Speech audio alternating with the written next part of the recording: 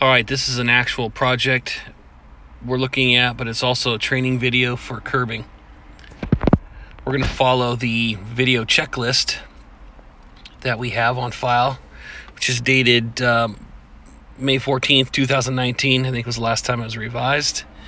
If you look through the video checklist, you'll see all the instructions from top to bottom when making a video. So we're going to follow it through the first four numbers here. So you can push pause if you want to read the first four.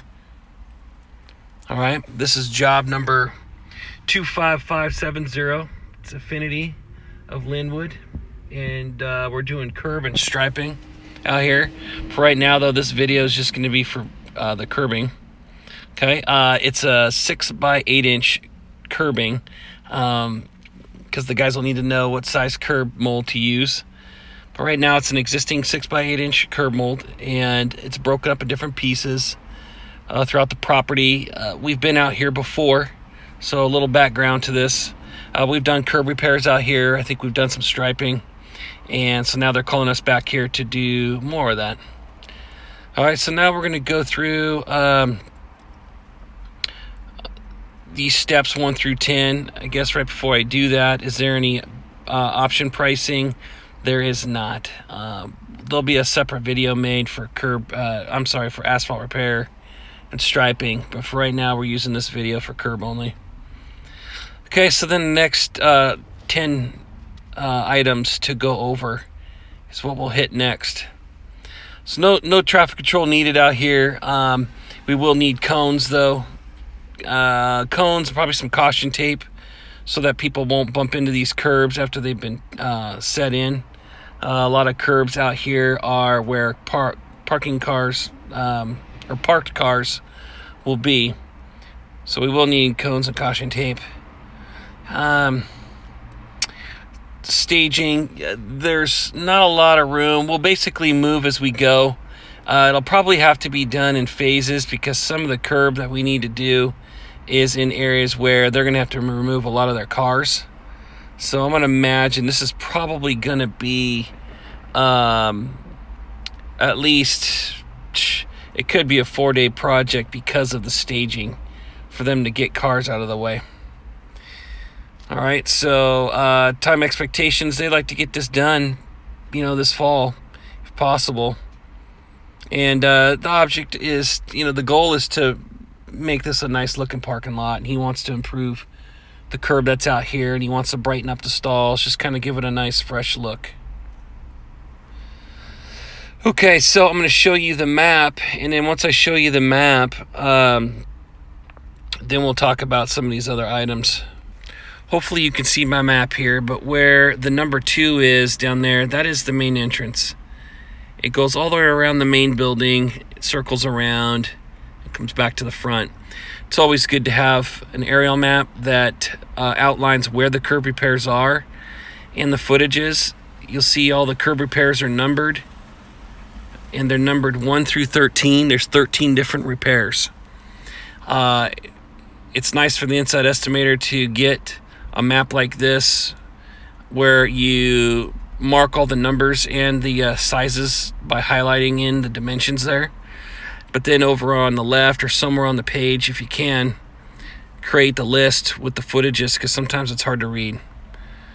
So 13 different repairs. You've got 53 feet, 30 feet, 26 feet, 59 feet, 211 feet, 58 feet. And at the 7th repair, you got 20 feet, which as you can see, it's right up there, 20 feet. Then there's 95 feet, 36 feet, 114 feet, 25 feet, 20 feet, and 15 feet. Now I'm going to go show you what the conditions of these curbs look like, and we'll kind of start down at the main entrance. I'll walk up the hill a little bit just to give an idea, and then we'll walk down the other side. Don't know the budget on this. Obstacles are the cars. Lots of cars in here, and it's on a slope. We're on a sloped hill, so it makes it a little bit tougher for the curb crew because they're going to have to go up and down the hills. And that should be all as far as the video checklist there. Now, if we know we're going to do this job, we can mark the curbing with a little line and an arrow showing where we start and where we finish. But I'm not going to do that until we've been awarded the contract. Once we're awarded the contract, then we'll come out here and do a final docket video marking all the curbs, so that way the curb crew knows where to start and stop on all of these. But this is typically what we're looking at. We're looking at curb that's broken up into pieces here. You've got down in this area in the front little washouts where water's gone down. It's kind of washed out the bottom of the curbing, makes it look ugly in the front here. And this is where they want a nice appearance. It's right in the front here. So, you know, that was one long stretch of curb I did right here that we would remove. In this parking lot over here in this area, there's a bunch of damaged curb that looks exactly like what I just showed you. Let me show you another piece up here. So there's the service center. You can see there's some more washed out curb. I did a nice long stretch of curb here that goes all the way up around and up the hill. More areas where the curb is missing. You got like broken pieces of curb, so I went to the end there, started it up again, went down here. Some of these areas almost look like they've been overlaid. As you can see, you can almost see the full 6 inches there, but then it kind of drops and it looks like it has sunk. But more than likely, it could have been that this was an overlay in this spot along the drive aisle and into that parking stall. It's a possibility. So if we go to rip out that curb, we'll have to pay attention to that, because we might have to throw a little bit of extra mix down into that little groove, into that dip. Here's some more curbing there. I was saying how it just continued up. And then you see it like that. So that's basically what it looks like going all the way up the hill and all the way back around. It looks like that. And like I said, if we get the contract, then I'll come out here, mark these curbs exactly where they need to start and stop, so that way the curb crew can see what it is that they're doing. They'll be able to watch a final docket video that includes all of that, and then they'll have an aerial map that shows it for reference. Okay, so like I said, we'll have to pretty much move around the property as we go, but you can see there's a lot of cars here. So when we go to do those kinds of repairs in there, they're gonna have to get those cars out of the way. So that's why I was saying we're gonna have to probably do this in phases. So that way, I see there's another little section of curb there in that area. But yeah, it's all through there. I mean, they've got different areas where they can park cars, but it's gonna have to be done in phases, okay? So I'm guessing probably, we might be able to do it in 3 phases with the amount of curb that's here.